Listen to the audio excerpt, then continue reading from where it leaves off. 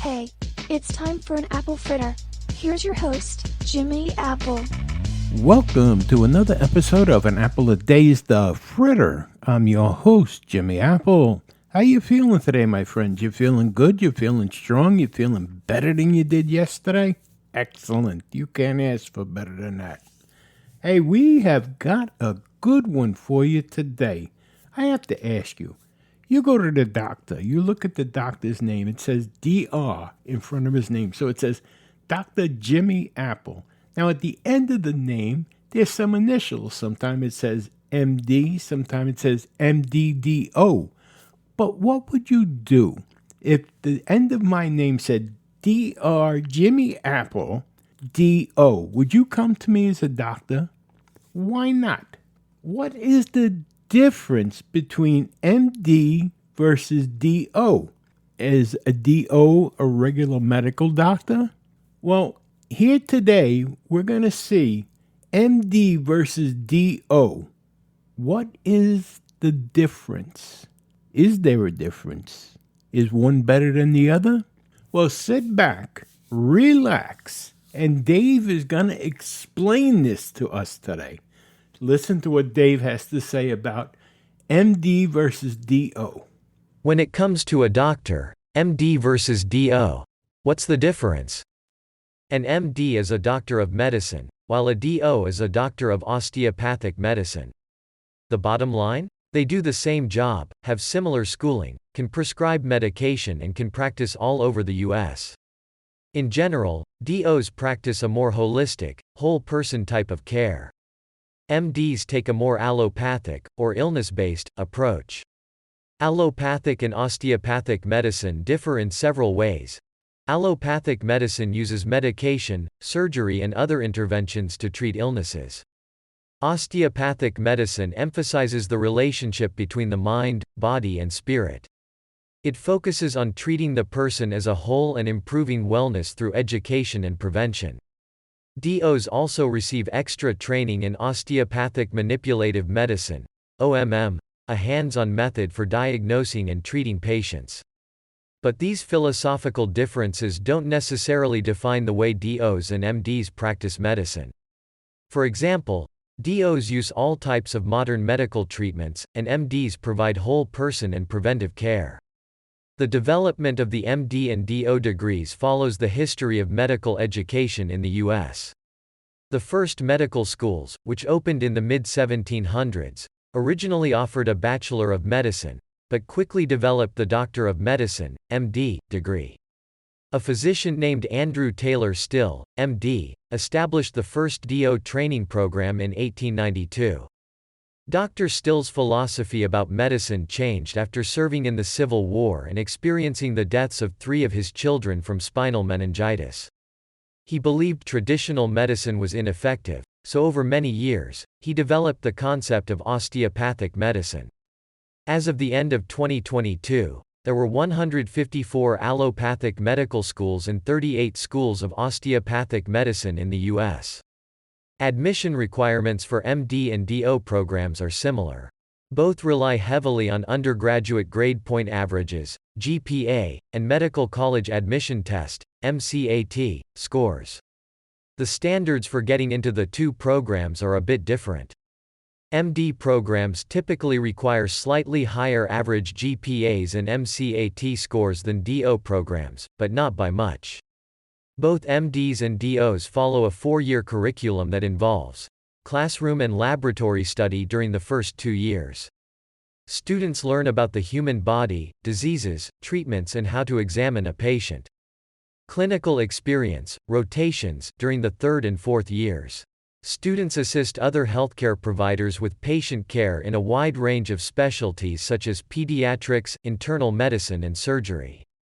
The main difference between MD and DO programs is that DOs receive 200 hours of training in osteopathic manipulative medicine. This training is in addition to their regular classes. A key concept in osteopathic medicine is the connection between your body's systems. An issue in one part of your body can affect other areas. Osteopathic manipulative medicine, or osteopathic manipulative treatment, OMT, involves manipulating your muscles, bones and joints. Manipulations can include gentle pressure and stretching or more forceful maneuvers. These techniques can improve alignment, balance and circulation. They allow your whole body to function better and activate your body's self-healing mechanisms. OMT can help improve musculoskeletal pain and a wide range of health conditions, like asthma, constipation, headaches and migraines, repetitive stress injuries, such as carpal tunnel syndrome, and sinus infections. DOs use OMT to diagnose, treat and prevent disease in people of all ages. After medical school, students must pass an exam. MDs take an exam called the U.S. Medical Licensing Exam, USMLE. DOs take the Comprehensive Osteopathic Medical Licensing Exam, COMLEX, and can also take the USMLE. The USMLE and COMLEX both include 3 levels. Level 1 checks students' knowledge about the fundamental aspects of medicine. Level 2 sees how well students can apply medical knowledge. Level 3 measures students' readiness to provide medical care on their own. After medical school, MDs and DOs complete a 3-year residency program. A residency is an apprenticeship in a specialty area. The residents care for patients independently but under the supervision of other physicians. Residency is a grueling experience that typically involves 80-hour work weeks. During this time, MDs and DOs work side by side, rotating through inpatient and outpatient settings. The first year of residency is called the internship and includes rotations in multiple specialties. Second and third year residents focus more on their chosen specialty. Some MDs and DOs choose to do a fellowship after their residency, which provides more in-depth subspecialty training. Both MDs and DOs can choose any specialty area of medicine, though DOs are more likely to select primary care specialties. The American Osteopathic Association reports that nearly 60% of DOs practice in family medicine, internal medicine and pediatrics compared with 28% of MDs. Other popular specialties for DOs include emergency medicine, obstetrics and gynecology, and surgery. As of 2019, of the active medical providers in the U.S., 66% were MDs. 8% were DOs.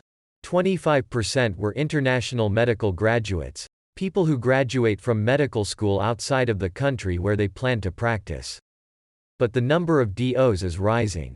In the past decade, the number of DOs and osteopathic medical students has increased by 81%.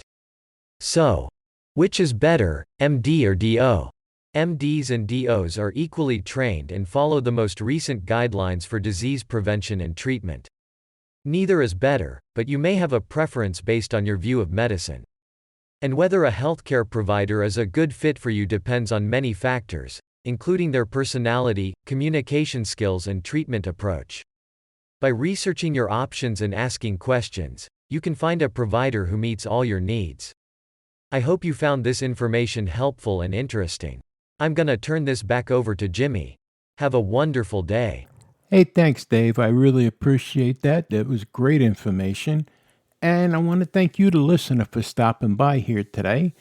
And I want to ask you a favor. Do me a favor. Stop by Apple Chat, an Apple a Day chat, and let us know if you're enjoying these apple fritters. Let us know if there's anything you want to hear. Let us know if you think we should stop doing them. Just stop by www.famousapple.com/Apple Chat and just leave us a message. Tell us, yeah, will you like the apple fritters, or no, it's a waste of time, or you don't care one way or the other.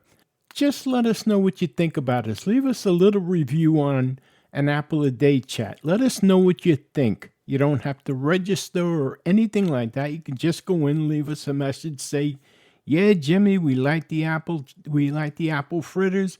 No, Jimmy, we think the apple fritters suck.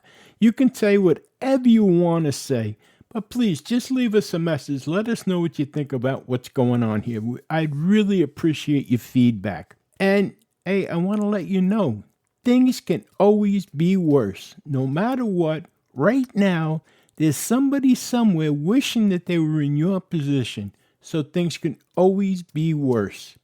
Hey, you've been listening to An Apple a Day's The Fritter. I'm your host, Jimmy Apple, and I'm going to talk to you again tomorrow. Have a great one today, my friends. Join Jimmy tomorrow for another apple fritter. In the meantime, stop over at our YouTube group page, Living with a Disability, join in the conversation and make some new friends. See you next time.